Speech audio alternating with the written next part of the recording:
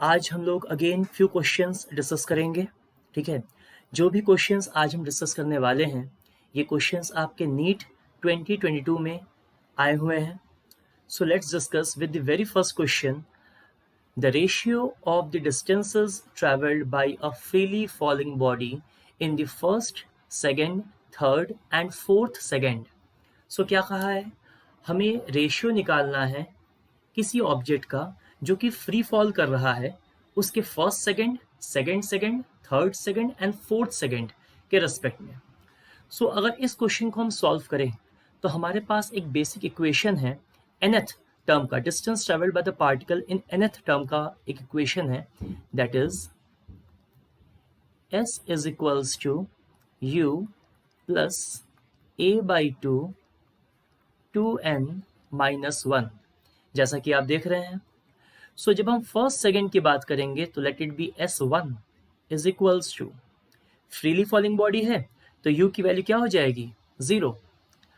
Under gravity गिर रहा है तो it will be g by 2 into 1 minus 1। अगर हम g की वैल्यू 10 लेते हैं, okay, in that case it will be 10 by 2 into 1, that will be equals to 5। ये हमारा 5 आ गया। Let's go for s2 second के लिए। अगेन u हमारा 0 हो जाएगा, u plus g by 2 into 2 minus 1। सो ये वैल्यू आएगी हमारी 5 into 3, that is 15। In the similar way s3 की बात करेंगे, it will B 5, 2 into 3 minus 1, 6 minus 1, 5, 5 5s are 25. And when you go for S4, it will be 0 plus 5, 2 into 4 minus 1, that will be 5 into 7, 35. Now our objective is to find the ratio.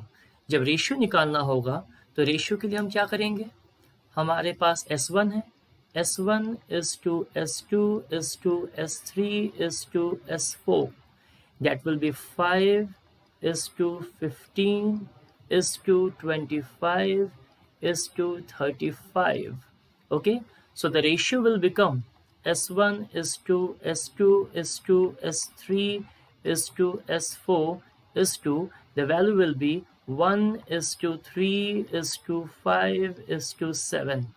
ये हमारा final outcome आएगा और ये option हम लोग को यहाँ पे दिख रहा है, जो सेकंड ऑप्शन है हमारा 1:3:5:7।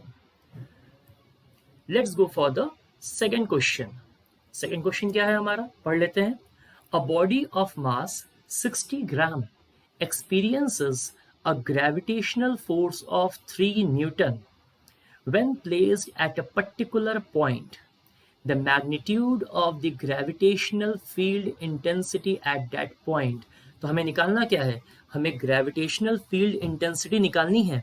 ध्यान रखिएगा, जहां मास की वैल्यू कितनी है 60 ग्राम, 60 ग्राम्स, एंड ग्रेविटेशनल फोर्स कितना है हमारे पास 3 न्यूटन।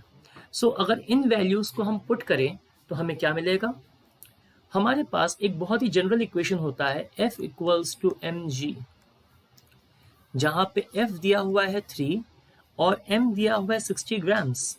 ग्राम को अगर हम केजी में कन्वर्ट करेंगे तो it will be 10 to the power -3 into g.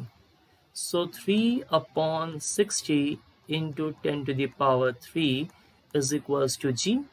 So हमारी वैल्यू कितनी आएगी, इससे ये कटेगा, ये स्क्वायर आएगा, 3 1s are 3 2s are, so the value is 100/2 is equals to g, that will be equals to 50. So हमारे पास जो ऑप्शन है, इस ऑप्शन में हमारे पास वैल्यू कितनी आ रही है 50 न्यूटन, 50 न्यूटन पर केजी। सो हमारी जो वैल्यू हो गई वो हो गई 50 न्यूटन पर केजी। सो उम्मीद करता हूँ आप लोगों को इक्वेशन समझ में आया होगा, आप लोगों को क्वेश्चन प्रॉपर्ली समझ में आया होगा, क्योंकि कंसेप्ट बिल्डिंग ही हमारा मेजर ऑब्जेक्टिव है। अगर कंसेप्ट बिल्ड नहीं हो पा रहा है तो क्वेश्चंस भी सॉल्व नहीं हो पाएंगे। So let's go for the question once more. A body of mass 60 gram का मास है जो कि एक ग्रेविटेशनल फोर्स एक्सपीरियंस कर रहा है, कितने का? 3 न्यूटन का। हमारा ऑब्जेक्टिव क्या है? ग्रेविटेशनल फील्ड इंटेंसिटी निकालना, ये हमारा ऑब्जेक्टिव है। So for the equation we will be having F equals to mg, एक बहुत ही बेसिक से इक्वेशन है जो कि क्लास 9th में पढ़ाया जाता है, उसी का इस्तेमाल किया गया। कोई भी मेजर कंसेप्ट नहीं है यहाँ पे, आप अपने बेसिक रूल्स पे, बेसिक कंसेप्ट पे फोकस कीजिए जो कि आप बिल्डअप करते हैं क्लास 9th से। Along with the same, let's go for the third question. ये भी एक बहुत ही इजी सा क्वेश्चन है, नीट 22 में आया हुआ है ये क्वेश्चन। और नीट जो है वो स्टूडेंट्स के बेसिक बिल्डिंग ब्लॉक्स को मेजर करता है कि आपके अंदर वो अडेप्टेबिलिटी है या नहीं, आप अडेप्ट कर पा रहे हो कि नहीं, आप सीख पा रहे हो या नहीं, आपने अपना कंसेप्ट कितना बिल्ड किया क्लास 9 से, क्योंकि हम लोग फिजिक्स क्लास 9 से पढ़ते हैं, तो आपके कंसेप्ट कितने बिल्डअप हुए। Let's go for this question. The energy that will be ideally radiated by a 100 kilowatt transmitter in 1 hour is। आपको निकालना क्या है? एनर्जी निकालनी है। चारों ऑप्शंस जो हैं वो आपके जूल में हैं। सो दिमाग में सबसे पहले क्या स्ट्राइक करेगा? यही स्ट्राइक करेगा कि हमारा वर्क का फॉर्मूला होना चाहिए। ठीक है, यहाँ पे एक बात कहा है किलोवाट, मतलब कि पावर का एक फॉर्मूला जहाँ वर्क आता हो। तो पावर का बेसिक फॉर्मूला है क्या? Power is equals to W/T, और W को ही हम लोग एनर्जी से भी डिनोट करते हैं। सो जैसे ही हम लोग क्रॉस मल्टीप्लाई करेंगे, P into t is equals to U। P कितना था हमारे पास? 100 किलो वॉट, किलो मतलब 10 to the power 3, and time कितना दिया हुआ है? 1 आवर। 1 आवर को अगर हम सेकेंड्स में कन्वर्ट करेंगे तो 60 इंटू 60 हो जाएगा हमारा।